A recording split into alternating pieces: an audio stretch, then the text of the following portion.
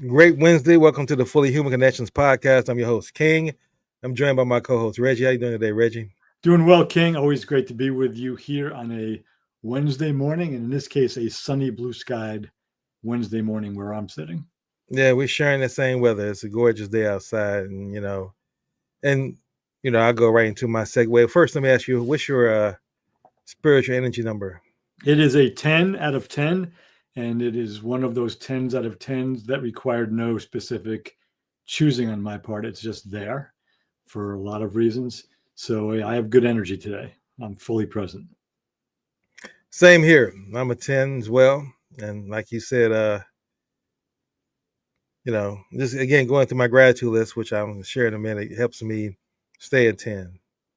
And then, just seeing some things happen lately, that makes me feel like there's other good things.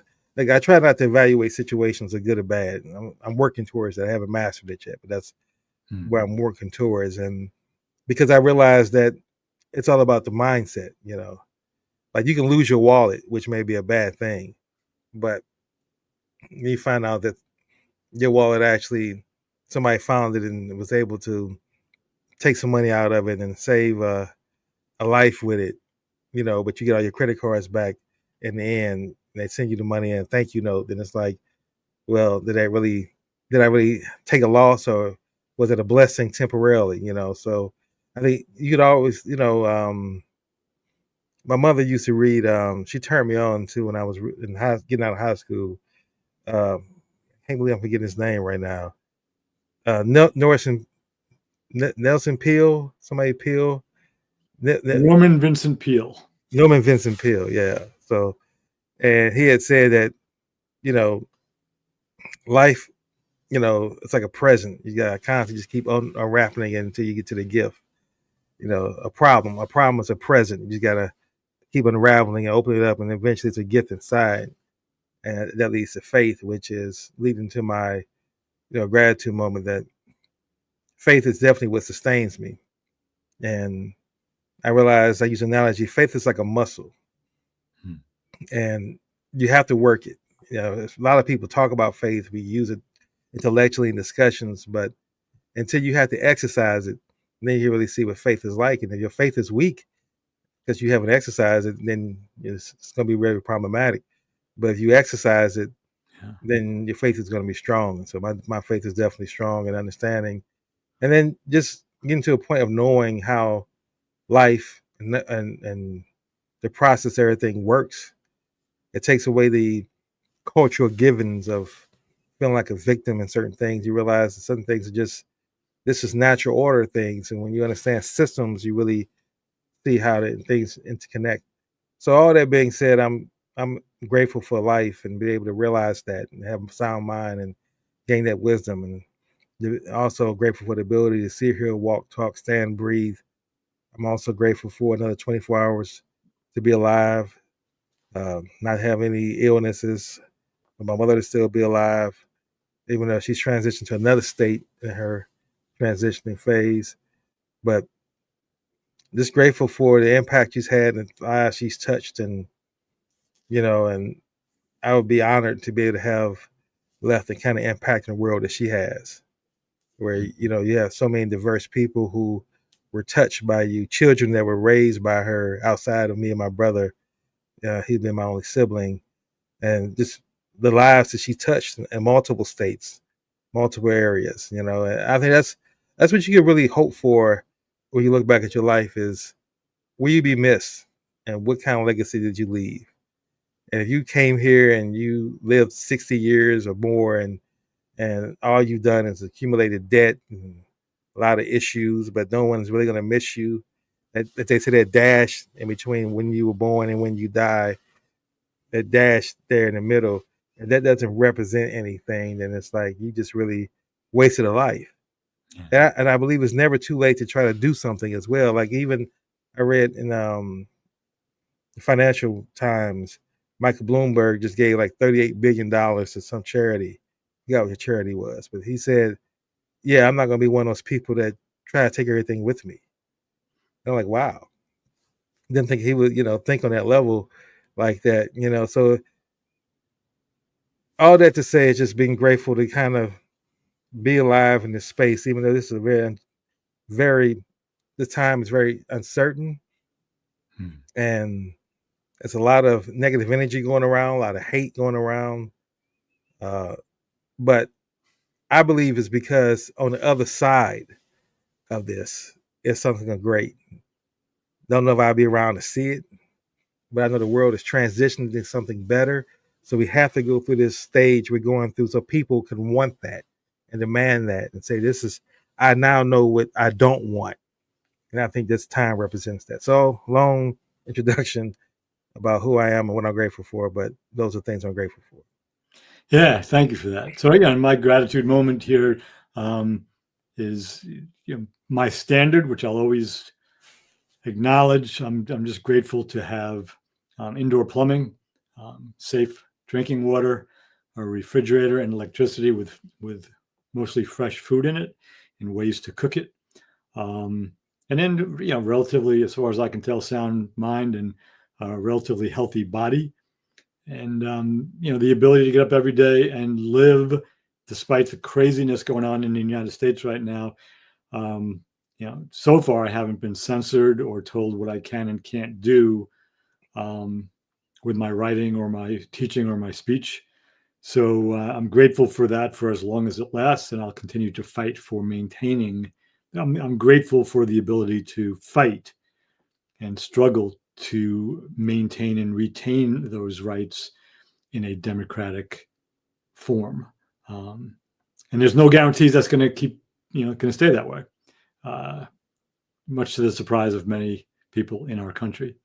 So, but I'm grateful for all of that. Absolutely. Absolutely. Well, with that being said, let's go ahead and why don't you walk us into what our topic's going to be today? Yeah. So again, the overarching concept we've been dealing with for going on 3 years now is healing America's narratives. More specifically, in the last 2 months or so, we've been looking at enough with the talking points, doing more good than harm in conversation, because it's really difficult to disagree with people, especially, but not only politically nowadays. So we're looking at how to take care of, how to develop ourselves and how to be in conversation in ways that do more good than harm. And specifically today, we're going to look at we've been looking at generalizations, labels, and insults, how they get in the way in various categories. And today we're going to look at the labels and insults and generalizations in economic terms. So when we use language like the poor or the rich or the billionaires or the working class, which, that language is used all the time. And if you ask anybody what they mean by it, most people really hesitate because they don't know exactly what they mean. They have a sense of what it means to be poor or rich, but it tends to be on a sliding scale. So, if you're making 150K, you think of yourself as kind of middle class, and maybe even as poor, because you're looking at the billionaires. So 150K a year, or it's not a lot of money if you look at people who are billionaires. But if you look at people who are actually, making about 30 or 40 or 50K a year, and maybe have a net worth of, I don't know, 10 or 15 or 20K, that's maybe they have a car, they rent a house, but they own their mattress and their TV set. So the idea of poor, rich, and all that, it's almost meaningless unless you start naming numbers. That's just one example. So we're using language, we don't know what it means. I want to begin, though, speaking about the word elite, ELITE, because that gets thrown around a lot, not just recently, it's been thrown around a lot for decades. And usually when people use it, they put descriptors in front of it. And it's typically, you never hear too much about the conservative elites. You hear about the liberal elites. And what they mean when they criticize people as being liberal elites is that they're progressive, they read the New York Times, they're in New York City or LA, and there's all these stereotypical baggage that comes with it. So what I want to do is get into take a really close look at what it means to be elite in this country and who the elites really are. And I'm going to draw on the work of Peter Turchin and a few other people who are sociologists and historians, and they get into the nuts and bolts of this. So let me just frame this with some generally accepted language around what it means to be elite. And so elites in sociology are a small segment of society who have concentrated social power in their hands. So they're power holders. And that's different from being somebody who reads the New York Times and is progressive. Right? I read the New York Times and I'm progressive, but I'm not an elite. I don't have a lot of power. All right. So these elites, these power holders, typically have power in four realms. They have the power of coercion, which is usually meaning military or law enforcement. They can force people to do a certain thing. So that's the military law enforcement elite. There are economic elites. Those are the people with most of the money. And having a lot of money gives you some power. You have influence. There are administrative or political elites. Those are people who have elected office or have been nominated, and they serve in the C-suites in major corporations. So they have administrative political power. And finally, there are ideological elites, people who have great ideas and put their work out into the culture into different ideologies. Social power refers to the ability of these elites to affect other people's behavior. And the sociologists and historians generally agree, and this is the last thing I'm going to say, that most effective power has all four of these components. So military, economic, administrative or political, and ideological. That the most powerful people have all four of those types. So we can get into what it means to be an economic elite, but just to bring this full circle, right now, and for the past, let's say, 10 years in the United States, Donald Trump is an elite. Elon Musk is an elite. J.D. Vance is elite. Any of the billionaires who gave Trump money at his inauguration are elites. Trump's kids are elites. The Obamas are elites. The Bushes and the Clintons are elites. Bruce Springsteen, Snoop Dogg, Beyonce, Taylor Swift. Most, if not all, the national news anchors are elites. And virtually any celebrity who appears in national television advertising is an elite. And I'm tempted to name some of them, but I actually like some of them in their day jobs, whether they're professional athletes or entertainers or whatever. But, they're trying to sell young people, banking services, fast food, insurance, motor vehicles, or sports betting. And those are all elites, cultural and economic. They all qualify both cultural and economic. So the most powerful of those four elements, again, military, economic, administrative/political, and ideological.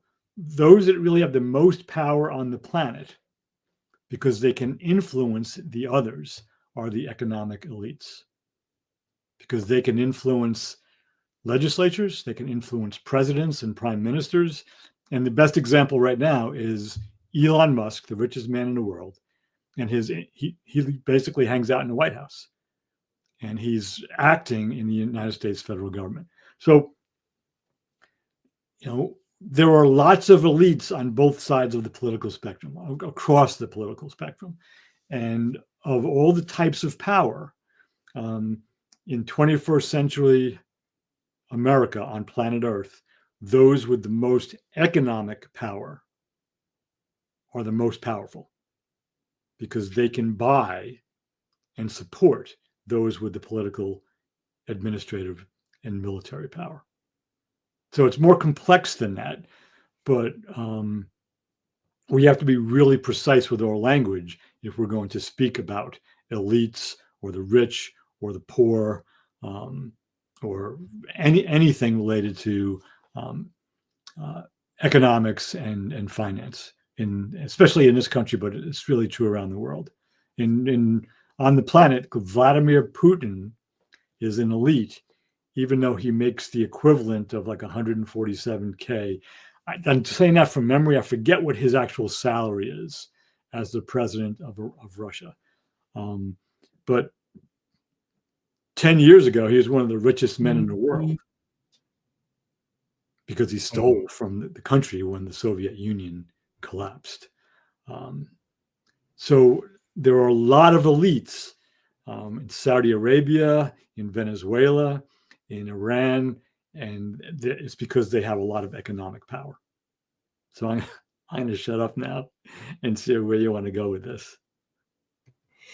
Well, I'm glad you chose the, you define elite because, as you said before, elite, and of course, elitism.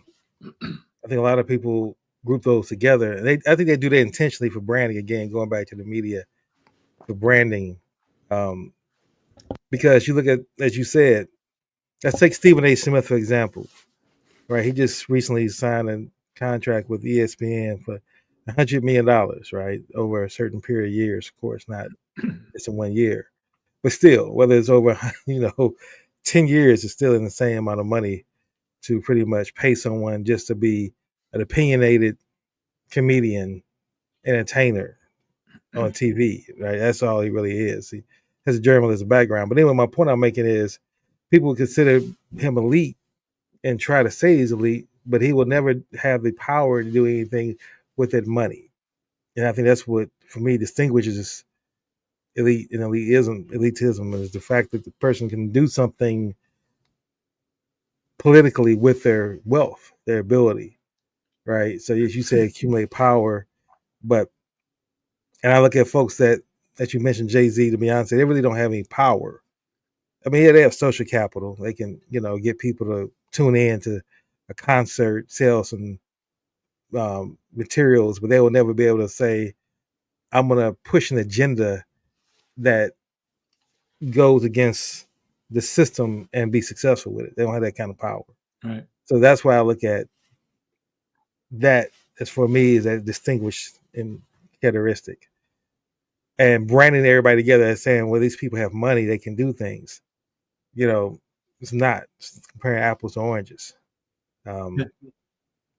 So that's what I take from what you said, and I think it's important to really point that out. And I think it's key that your book is relevant really right now in today's times, because we've lost the definition of words on a lot of different levels. The media has done a great job of just really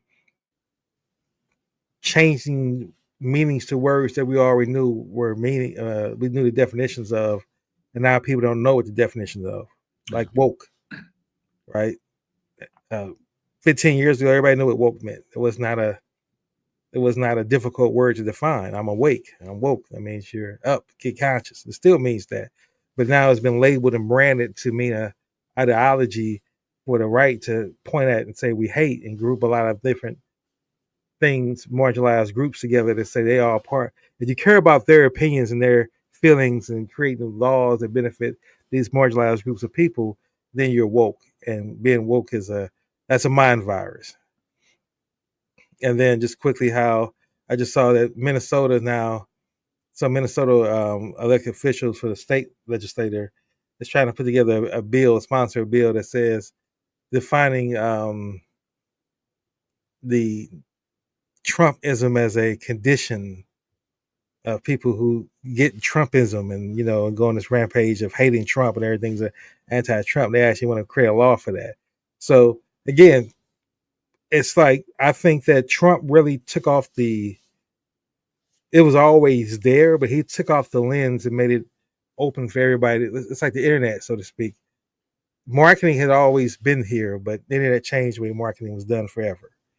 Trump has changed the way people communicate now, I think, forever. Just being how he is, with his ability to say things that are hateful and still have marginalized groups still find him appealing. Yeah. It's masterful. So all that to say, again, going back to just the power of labeling and why your book is so important and critical thinking right now is key.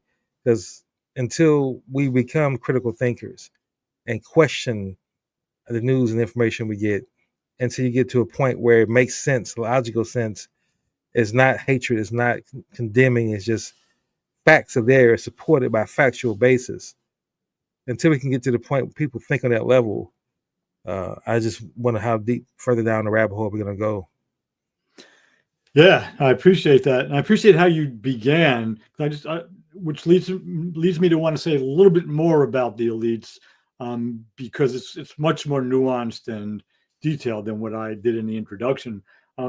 There are very, very wealthy people around the world and in this country who don't use their money politically. There are a lot of people who are really wealthy who use their money just to do good. They give to various charities that directly help people. So not everybody who's an economic elite, who has, who qualifies as elite because of the money that they've made and their net worth, they don't all get involved in politics. And there are some who have gotten involved in politics who most people don't know the name of. Some very, very wealthy people who were in industry for decades, going back into their families back into the 1930s, 40s, 50s, and 60s, who were in many industries, who weren't like, because of the tech guys like Musk and Zuckerberg and Bezos, who they got famous for what they did. These people didn't really get famous, but they had a lot of money, and many of them supported conservative Republican agendas for years. The Koch brothers, one of whom is now dead. The people behind Amway, the DeVos, I don't know how to say their last name, and Prince families. Betsy DeVos was Donald Trump's first Secretary of Education. So he went from an Amway retail family to a professional wrestling secretary of education. You can see the respect he has for education there. But two people who were eminently unqualified to hold the positions, but I'm getting away from it. So there were a lot of people who were economically in that elite class, whose names we don't know, who are involved in politics, and many others who don't get involved in politics. They might make a political contribution to a candidate here or there, but they're just one more pile of dollar bills in the big pile that people are getting. Back in 2013, just a quick statistic, to qualify as a member of the top 1% in the United States in terms of net worth. To be in that top 1%, you needed a net worth of approximately $7.8 million. So not a salary. You needed a net worth of about $7.8 million back in 2013. In 2024, that bottom, kind of to be a bottom feeder in the top 1% economically, it's now up to about 13 million net worth. And those are loose numbers, but they're in the vicinity. The top 1/10 of 1% have a net worth of it. That you need at least a net worth of $158 million. Net worth of at least $158 million. And again, those numbers don't mean anything because it includes the net worths of billionaires. When you come up with an average like that and a percentage, you're including Elon Musk's net worth and Bezos' net worth and a lot of other people. So, there's a wide range there, but it's for the most part more money than anybody needs. And some people are willing to see that when they've made a lot, and they give it to people who need it through established, efficient, and effective charitable organizations, whether it's Doctors Without Borders or Red Cross, or there's so many I can think of now, Amnesty International and others who do really good work in the world, International Rescue Committee, and there are many others, and even locally, who do good work locally. But a lot of people just keep their piles of money to themselves. So it's a developmental thing as well. Absolutely. Absolutely. I still think that when all hell, well, I shouldn't say all hell, when all things seem like they're going to hell, that's what I'm trying to say. You see little nuggets of light, like beacons of light through the darkness. You see cracks of light coming through. And I'm starting to see that from some of the videos that come on my YouTube feeds about um, people who, I'm seeing who would typically fit the mega stereotype as far as, Midwestern, white, blue collar. And their conversation shows they're liberal and they're condemning their neighbors who do fit that stereotype, who looks like them, and they may live next to them, but they understand them better and they can see the racism in their logic and how they post videos about that now. And that to me is what I see as the cracks when you think that they don't exist and you see that no, there's folks out here who do actually don't contribute to the hate. Not everybody is on that level. And I mention that right now in this context because that's what I don't see from these folks who have the money that you laid out. I don't see that kind of bravery. I don't see that kind of courage for them to come out and stand out and say things like just what Chuck Schumer's done, and it's like just that's wrong in a lot of different perspectives. At the end of the day, he got something for that personally. I think that was a move of complete cowardice that what he did, which was to change his vote and maybe also influence 9 other members of the Senate, Democratic Senate, to vote for the latest stopgap measure that the Republicans put together. When you can't one moment say the person compare him to Hitler and say he's destroying democracy, and then vote for something that he advocates. It's like you can't do it just on that surface. So I mentioned that because again, it just shows you the people that we have in leadership, who's in elected officials, who's in power of influence, and that's why our society is the way it is right now, with confusion over words, not being clear about what to believe, having alternate facts, accepting that alternate facts exist, which is another fancy way of just saying a lie, right? And letting that become normal. And then social media now awards you for that because if I can come out and come up with I can use Chat GPT literally and say, give me the best titles for my video, regardless of truth or not, just whatever is going to generate the most clicks historically, which you've seen, and it'll give me a list, and I can just start putting up videos with just those titles. Now, a lot of people click on the video, and if it's not fitting the description, call it clickbait, but I've still generated enough clicks that YouTube will look at me favorably and start sharing my videos, and it will build my brand. So I get awarded for that type of behavior. And as long as and that's what social media does, likes are not really likes. I mean, it's changed the definition there. Like don't really mean like, it just means you approve of this video, but it don't mean you necessarily like it to the point where you're willing to endorse it and share it. So again, I just want to talk about really the importance of, as you say, let's start with all the talking points, and let's really look at how we can be clear on these words you talked about before when you began. Poor. What does that really mean? And until we put a financial number associated with that. So I just think that's really important because we all assume like it's a common definition of what poor means or what wealthy means, what rich means. Like we all know, like we assume that everybody knows what you use those terms, what they mean, but there's so much ambiguity and they have so many different meanings that is not clear until, like you said, until you put a number with it. Yeah. So I mean, there are 3. You just mentioned that you finding more things and more people stepping up and speaking out. So I'm going to mention 3 of them briefly that I've noticed. One is kind of funny. The other 2 are just really wonderful.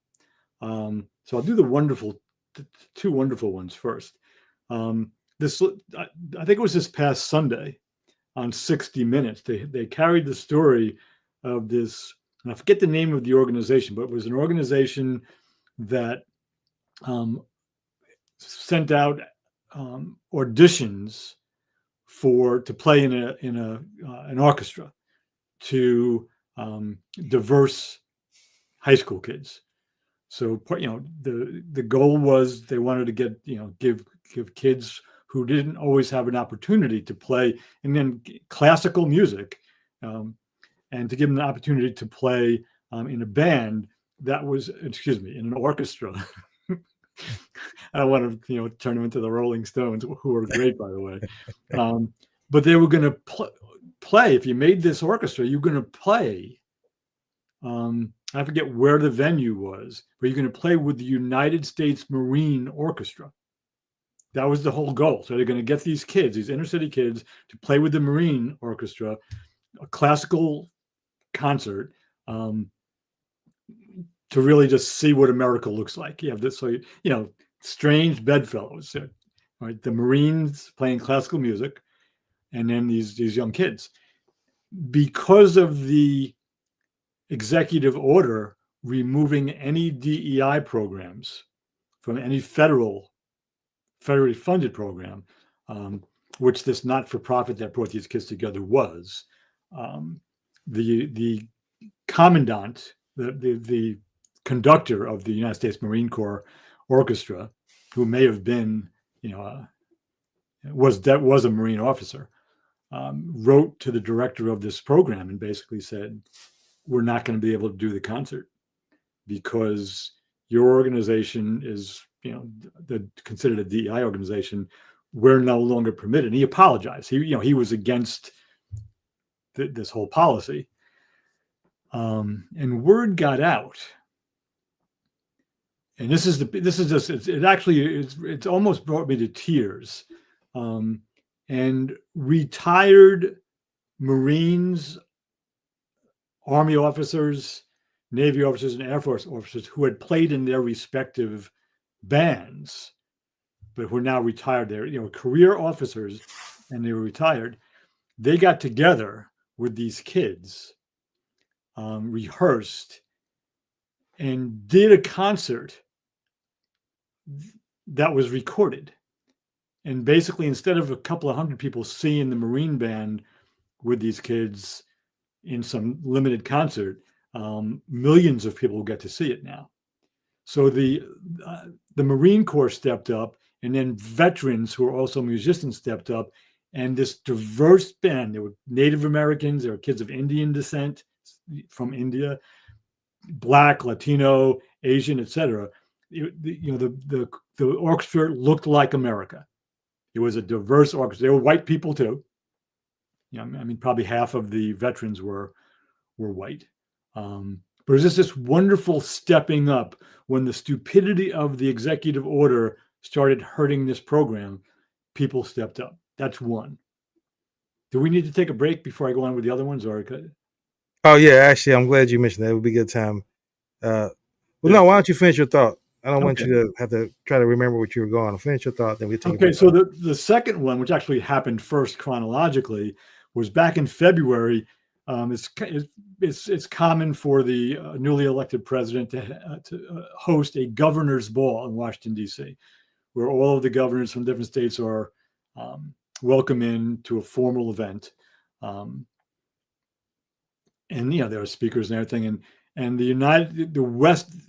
United States Military Academy, the West Point Choral Group, I don't know what the chorus, I don't know what they call them exactly. I apologize to all the cadets. Was invited to provide, musical entertainment.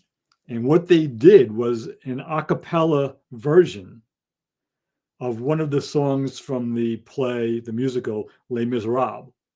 And it was called, what's the name of the song? Basically, Can You Hear the People Sing? That's it.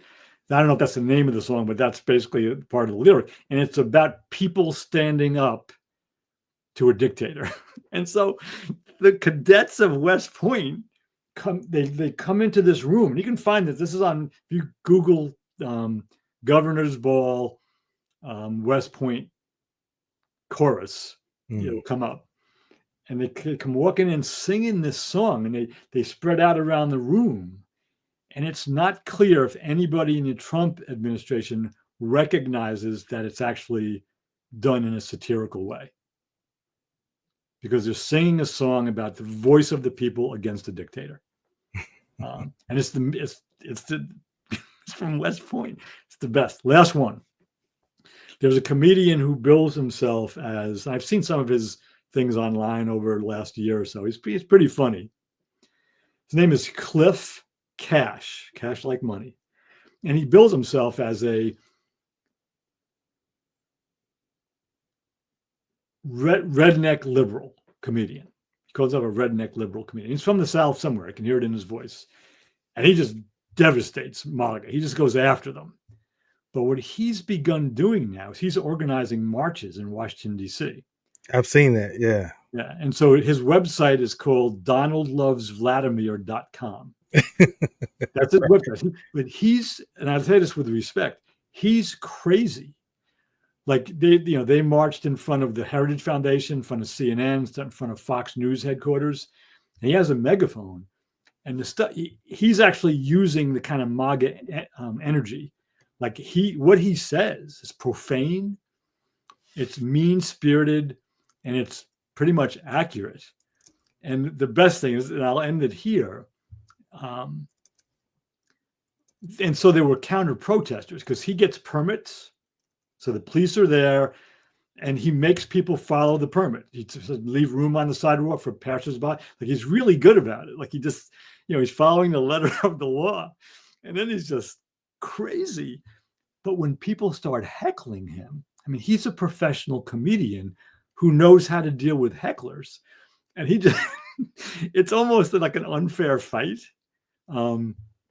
So this guy, Cliff Cash, is bringing a different kind of energy to the democratic process, which I don't think is always the most effective, but it's an important piece of the puzzle to bring that kind of, I'll just use the language here if it's okay with you. He basically brings fuck you language to the protests. And some of the signs that the people are holding might make you cringe, but they're what people are feeling right now. And he makes direct links between what Donald Trump is doing in the United States and what Vladimir Putin does in Russia. And I just hope nobody kills him, because he's just taken no prisoners. And it's a complete 180 degrees from Chuck Schumer in the Senate. Again, I'm not saying that the thing that's going to turn this ship around is Cliff Cash's brand of protest and comedy, but I would say it's an essential part of a bigger picture, because it matches the mean-spirited energy of MAGA. Absolutely. So, Cliff Cash. Well, no, I concur. Cliff Cash is one of the ones I was talking about when I say that you see a light breakthrough, and several other comedians I've seen, and folks who just are creating their own YouTube channel and just giving their perspectives, and it's well thought through. It's like they're not just saying, okay, I've drinking liberal Kool-Aid and I'm going to just speak liberal talking points. They have like a deeper understanding of why they believe what they believe, and they're articulating it in such a way it's hard to even combat that if you didn't believe what they were saying. And that's what I'm saying is the definition of someone who is seeing humanity in everyone else. So that to me is when you cross that line and you no longer identify by your race, by your ethnicity, by your gender, sexual orientation, religion, political party, whatever, and you see humanity. And that's where you begin to say, we got to stop doing this because it's just wrong, period. Yeah. Right? It's not about pushing or promoting a particular agenda or advocating for a particular party. Let's go into our actual break right now. It's be a great time for that. So see you on the other side. Okay. The playbook for growing a local business online is simple. Capture new leads, conversationally convert those leads into sales, turn those customers into positive reviews, and then reactivate those customers into repeat buyers. And that's exactly what our platform does. In order to consistently generate new leads, you first need to be found. The quickest way to get search engines like Google to put your business at the top of search results is by having a steady flow of positive reviews. With our platform, you can show up in search and stand apart from your local competition by easily collecting new customer reviews through text. But getting found is only the beginning. Most consumers choose the first business that responds to them. So unless you start conversations with potential customers almost instantly, they'll go somewhere else.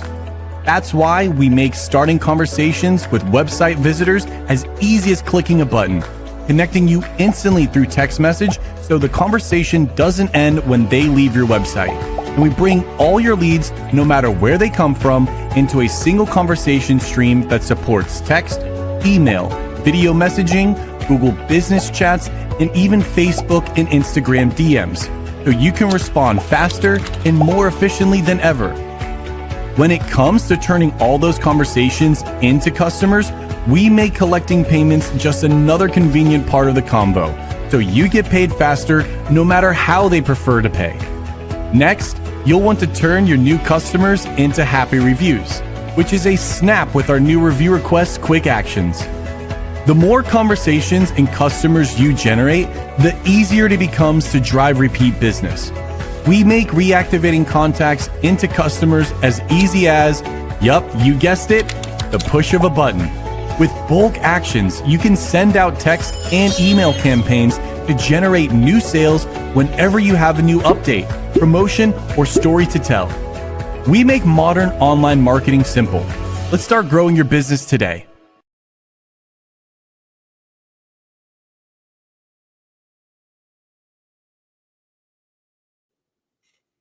Yeah. So now that we're on the other side of our break, see, I think that's where we got to begin to look to build alliances with people who want to bring about a change. Like I love what the comedian is doing. Not only is he making jokes about it, but he's actually taking action because he's seeing that. I don't know what inspired him, but my point: when you see veterans being attacked, to me, three classes of people or three titles, jobs, professions that I think that in a just society that should definitely be honored, um, are veterans, people returning from war, regardless of what the war was, because it wasn't their choice to go to war, and they've gone through horrific, traumatic experience, and our society should be there, tools and programs to support them and transitioning back into regular society, so to speak, after coming from that kind of situation. Teachers, folks who love teaching and yourself, who commit to doing that, knowing that there's no financial reward, that you don't get to, become a millionaire by being a teacher. So you choose that path. It's something you gotta love to do, and the fact that you're gonna be influencing and inspiring kids, generations of children, I think is something that needs to be lauded and applauded and revered and compensated well. And then firefighters, folks who run in the houses and are willing to put their own, where everybody else is running away from something to get out, they have to go in and save and put out and, make society safe. So, and we just do the opposite. We take advantage of all these, and of course, even more differences, professions as well. But those three in my mind are three of the most, if you use a term, as you said earlier, putting that label of marginalization on those folks because how they're treated in society, regardless of the color of their skin and sexual orientation, just by being a firefighter, a teacher, or a veteran, our society does not lift you up, does not support you, and you pretty much have to just suffer and figure out. And it's to me, it's counterintuitive to anything that you're building successfully. Like, how can you expect a person who is stressed out as far as the teacher is concerned and trying to struggle financially, to make it, to be the person that is going to bring energy and light to your children, and expect that to yield something, unless you are really dealing with great human beings and they're able to, compartmentalize their financial struggles and everything else, and still come and be a great teacher because that's who they are as individuals. That to me, it's like if you want to improve our society, to the engineering me, you look for ways to make something run better, unless that's your intention is for again your own agenda. So I just went on this rant because I just look at that comedian who, as you said, Cliff. Was it Cliff? What's the last name? Cash, CAS. Just like Cliff money. Cash. Yeah. Yeah. To see so many other comedians and folks who are making so much money and ignoring these times we are right now, ignoring them. And I get that if you got a platform, you're on CNN, you're on ESPN, Fox, or whatever. I shouldn't say Fox. I don't see too many courageous people doing anything on Fox to stand up to what's happening. But you know that everybody's dealing with this. Everybody has someone being impacted by it. And for you not to do anything in your off hours, I get you can't use your job. You might lose your job if you do too much on air. But in your off hours, go out here and support charities, be active, be involved, use your influence, use some of the capital. I mean, because really, at the end of the day, this is what Dave Chappelle said that I thought was so brilliant. And he said this is how he was able to walk away from the money at Comedy Central when they offered him $50 million. And he kind of walked away from the contract. He said one day he was in the restaurant and he said he looked around and he said it was obviously a very exclusive high-end restaurant where only millionaires would be. And he said he thought to himself, you can't tell the difference between a person who has $10 million and a person who has $50 million. You look around this room. They're eating the same kind of food, they're in the same kind of atmosphere. So there's really no difference when it really comes down to other than just ego and numbers for that context. And when you got $100 million, you're set for life. You got $50 million, you're pretty much set for life, unless you're just foolishly out here spending foolishly. And then you even get tired of that eventually if you have any kind of human decency to you at all. But for you not to just say, I'm gonna one of these books, I'm forgetting the gentleman's name of a book I read, but he gave this perfect term for it. He called it a God pocket. And he said that he would go out every day, he would put money in his God pocket, and he would go out and give that money away. And he didn't care about the objective or the results, what the person was going to do with that money. That wasn't important to him. It was just the fact that that's what he felt in his spirit to do, to go serve and give in that capacity. And it could be anywhere from, $10 to, he said, $300, just whatever he had accumulated enough, because he would put money to the side for his God pocket. And so when you have that kind of humanity in you, I think now it's going to bring that out for the people who have those seeds in them. Now we're going to start seeing that rise up. We're going to see those continued cracks in the darkness. I think people are going to rise up right now. The worse it gets, that's why I said I think what's happening right now is just going to be a condition that just creates more people to want a better society and to fight for it and change our leadership. I think it's a necessary change for the system is necessary, and I think it's going to happen. And we're right now at the very beginning of it, though. Yeah. A bunch of things come up for me as listening to you there. One is I want to go back to Cliff Cash one more time, because he was wearing a hat during one of the marches, and it was designed to look like a MAGA hat. But it said, and this might be his motivation for really beyond his comedy for getting involved in organizing and marching. It said, "My grandfather killed Nazis." Yeah, so, it was red, right? Red and white. Yeah. So I think I'm assuming his grandfather was in World War II in the Atlantic, theater. My father fought in World War II in the Pacific. So, Nazis, fascists, whatever, they're dictators. And so, you fight against that, and you get about 80 years of, relative peace in this country, not absolute peace, but relative peace. And now you get a guy like, Trump coming in. So someone like Cliff Cash, who's a smart guy, is organizing. So that may have been his motivation, based on his family history. The second one was with, because we're speaking about language today, although we've gone in some other directions. The old saying, I'm a licensed teacher in New York State, and it has I can teach in Connecticut as well, and any place I have a reciprocal relationship, my license holds up. But hearing people say, "Oh yeah, those that can do, those that can't teach." I mean, we're talking about enough with the talking points and being skillful in conversation. That for me is, somebody says that to me, I want to break their nose, just hit them, because Right. a number of people I know, and what I understand about the actual profession of teaching. I mean, any asshole can get up who's an expert, who is successful in business or sports or dentistry or medicine, can get up and talk with some level of authority about their profession. Okay, and make a great speech. That's not what teachers do. All right.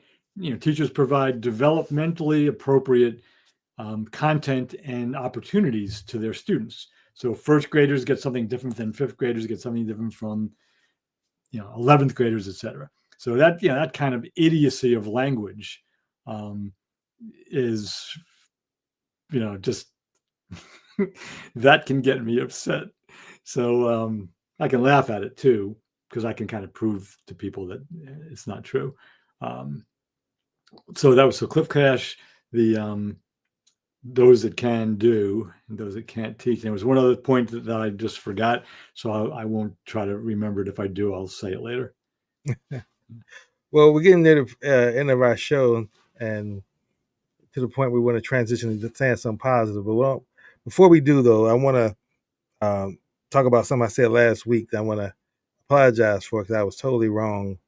I talked about Gavin Newsom, the governor of California, and I was saying single issue voters would want him out because of what he did talking about trans issues, and I want to apologize because I was wrong.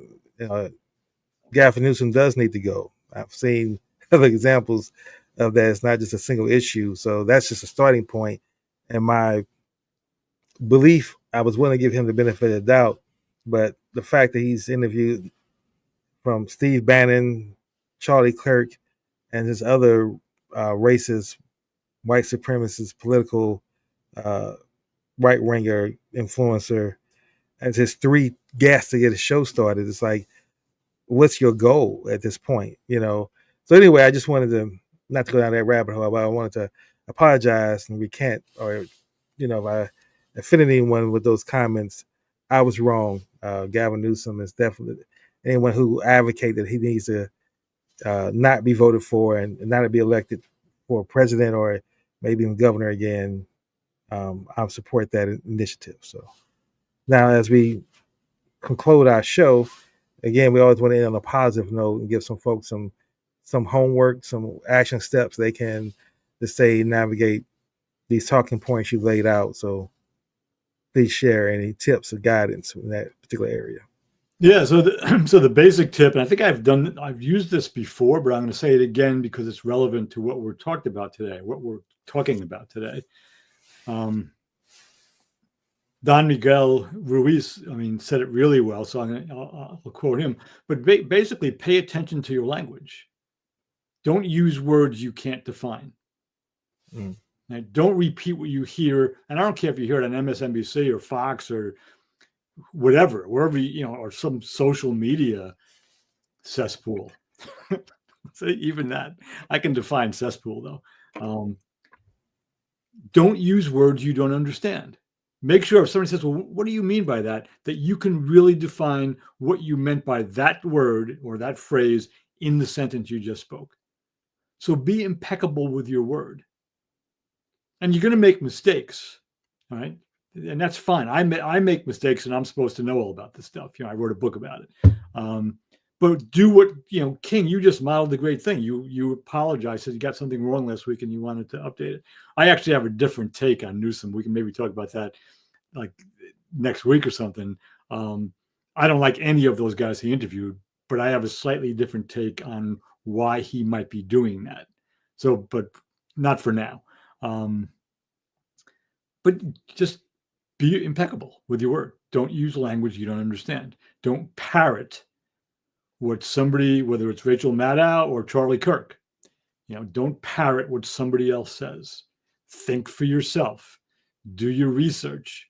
And I'm going to go back to this. Read long-form journalism. Read what investigative reporters who have spent days, weeks, or months investigating a story write about it, or listen to long-form broadcasts. There aren't a lot of those anymore. Okay. And I don't mean Joe Rogan, because he's a podcaster. He's not a journalist. He's a comedian and a podcaster. Now, he's not stupid, but I don't know that you're going to learn a whole lot on Joe Rogan, but listen to PBS's nightly newscast where they cover a few things in depth, or listen to your local NPR station where they cover some stories in depth. And don't believe that NPR and PBS are socialist, because they're not. I mean, that's just the weaponization of language again.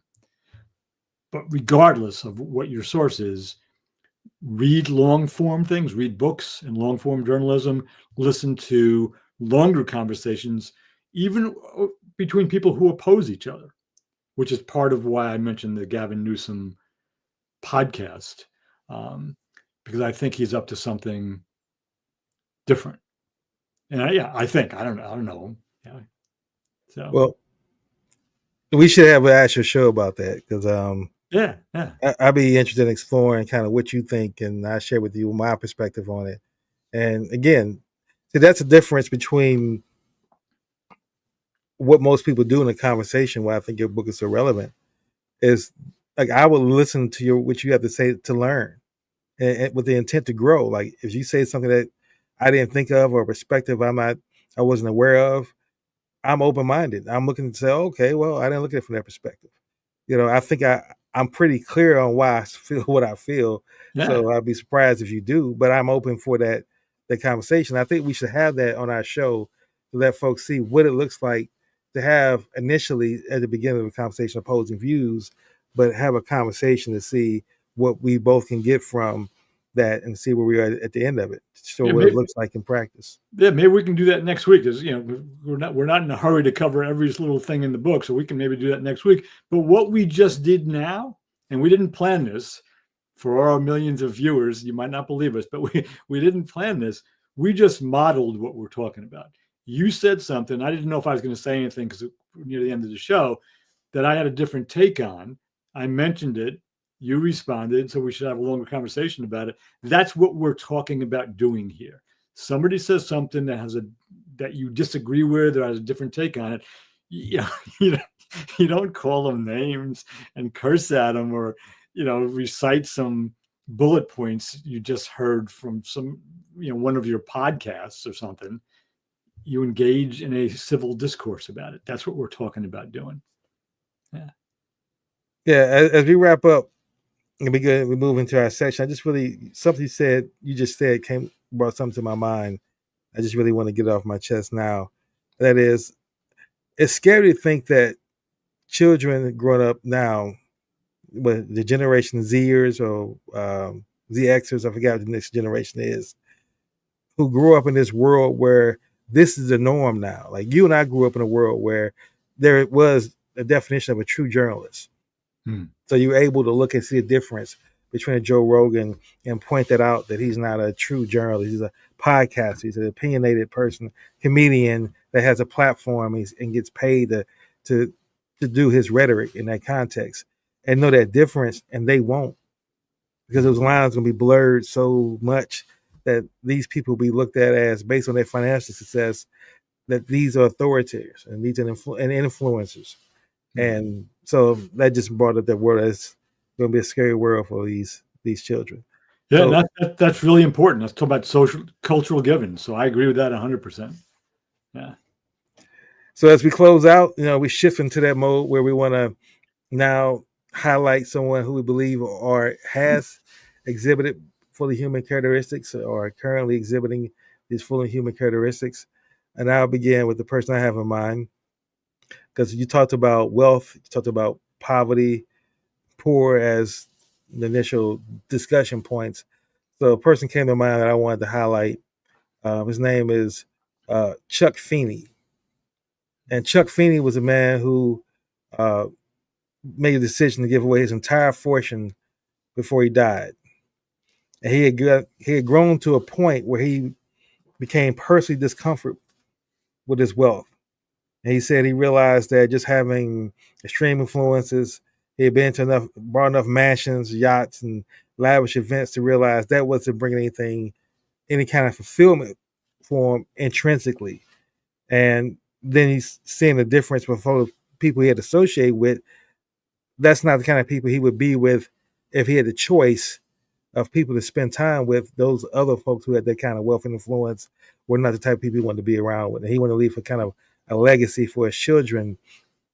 And so he decided, and he was also influenced by Andrew Carnegie's essay, Wealth, which argued that dying rich was a disgrace. To think about that kind of language. Like you will never think you hear Elon, who's the richest man in the world, say something like that. Dying rich is a disgrace. And I don't think anyone who's aspiring, these new people who are aspiring billionaires, I don't think will ever think like that, because I believe that to become a billionaire in today's society is not based on your grind, your hustle, your intelligence, your skill. It's not based on any of those things. It's based on you being accepted and let into a club.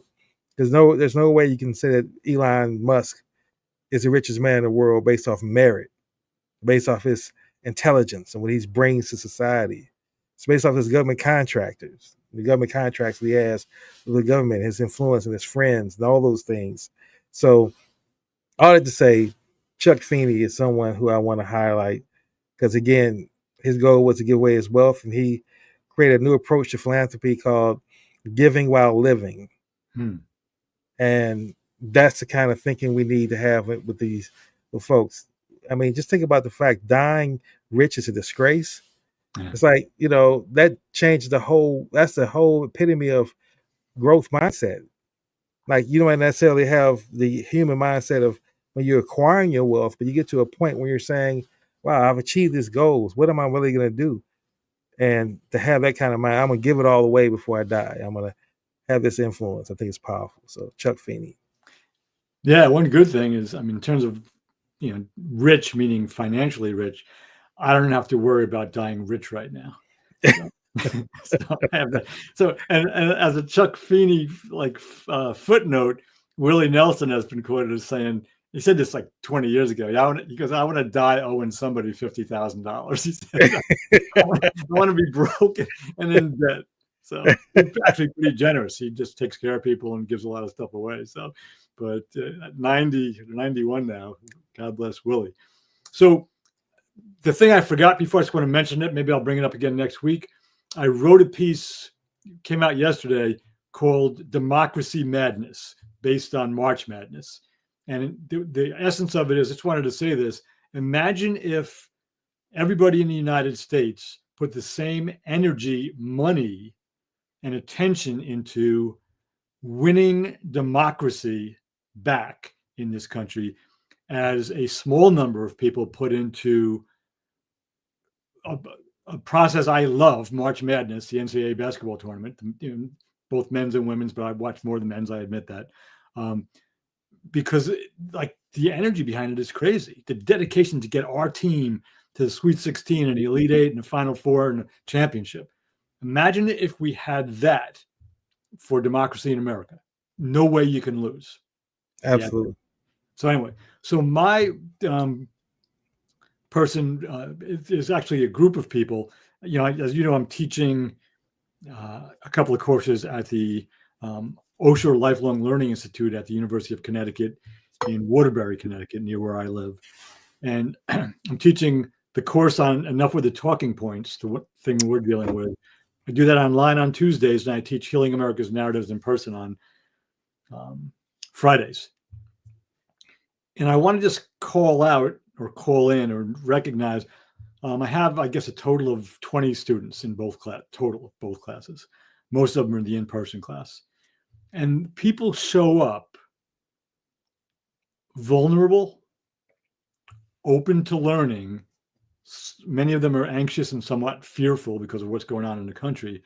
but they're willing to spend an hour and a half on a Tuesday morning or an hour and a half on a Friday to come in and sit with other people. Trust me, most of them don't know me before they come into the classroom.